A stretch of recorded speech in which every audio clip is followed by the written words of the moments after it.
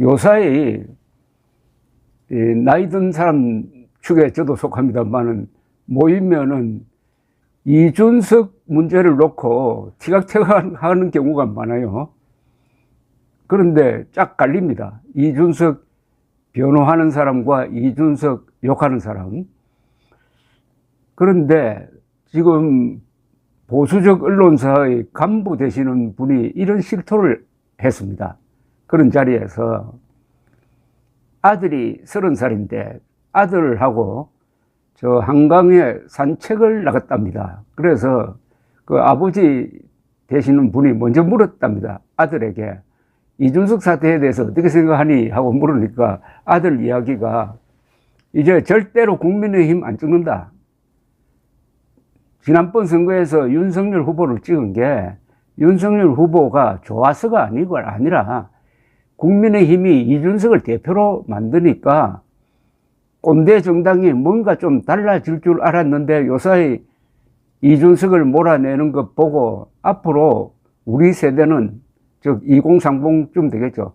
절대로 국민의힘 안 찍는다고 하더랍니다. 그러면서 이분이 아주 난감한 표정을 지었습니다.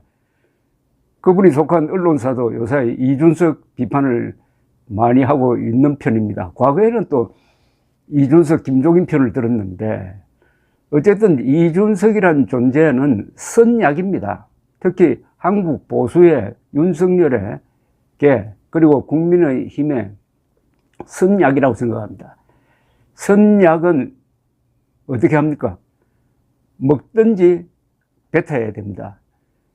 이준석이란 선약을 먹으면은 저는 보약이 되어가지고 국민의힘에도 좋고 보수 세력에도 좋고 윤석열 대통령에게도 득이 된다고 생각합니다. 근데 쓰다고 뱉어버리면은 아마 다음 선거, 총선, 대선을 망치지 않을까 하는 생각이 듭니다.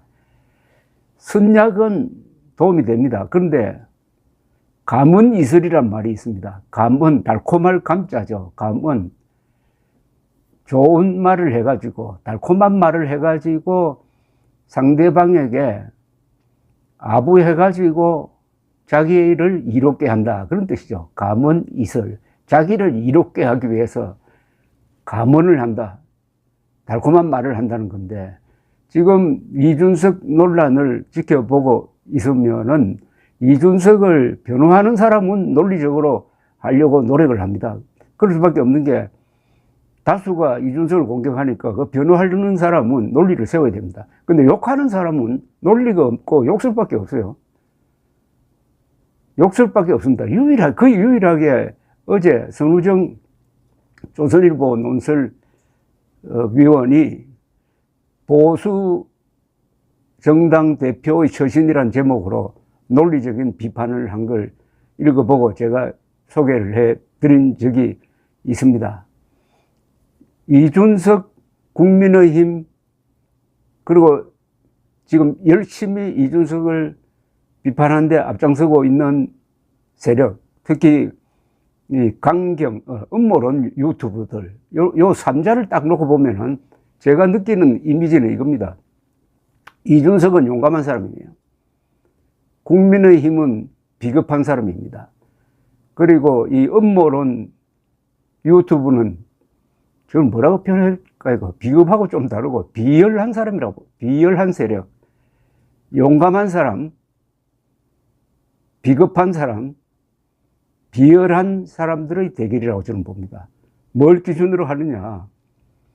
물론 싸가지나 부르장머리를 기준으로 하면은 이준석 이 싸가지 없는 축에 들지 모르지만은 싸가지 없게 말하는 내용은 그게 용감하고 일일이 옳은 이야기라는 겁니다.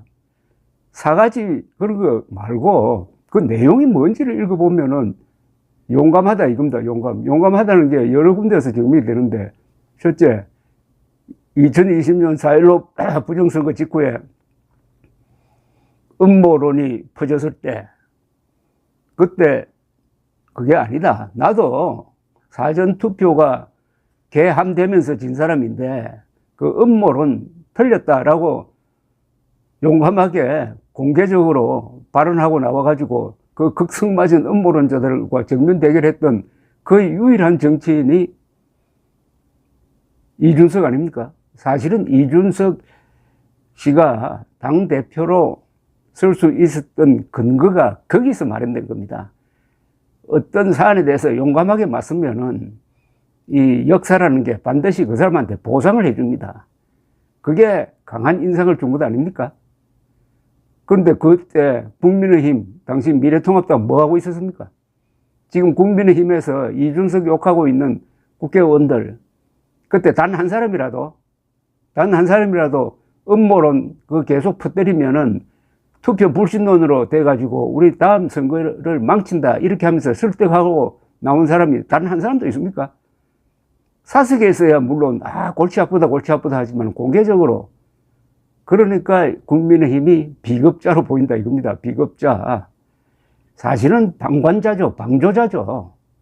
아니 국민의힘 자신들이 선거를 해가지고 사전투표에 부정이 없었다, 개표에 부정이 없었다 하는 것은 잘 알면서도 허무맹랑한 주장을 하는 사람들이 극성파니까, 또는 일부 지지자들이니까 침묵하고 있었던 것 아닙니까?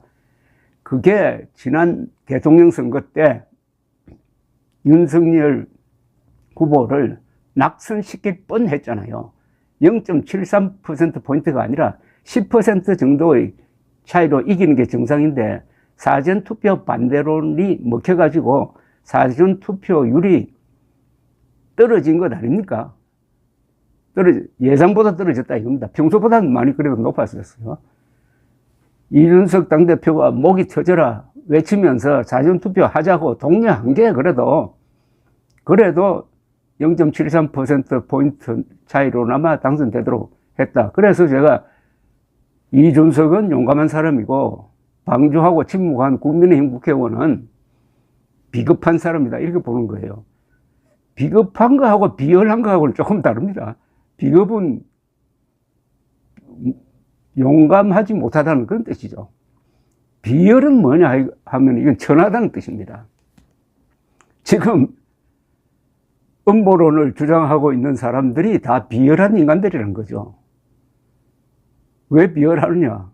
그 주장하는 사람 중에서 진짜로 사전투표 부정이 있었다고 믿는 사람 몇 안 될 겁니다. 진짜로 믿는다면 그건 비열한 게 아니라 바보입니다, 바보.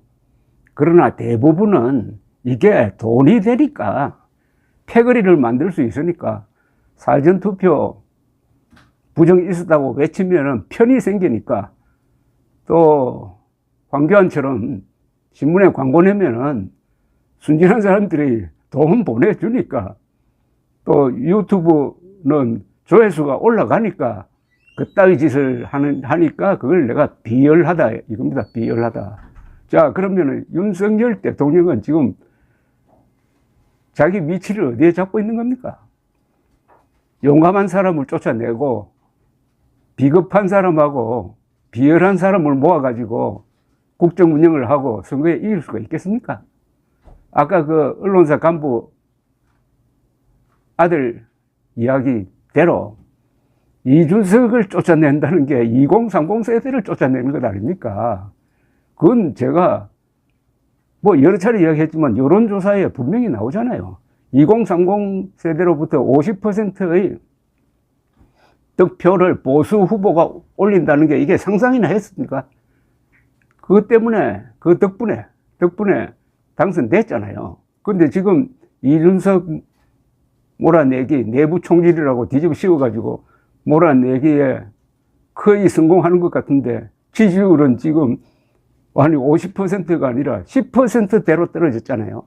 특히 30대가 40대보다 더 지독한 반윤석열로 돌았다.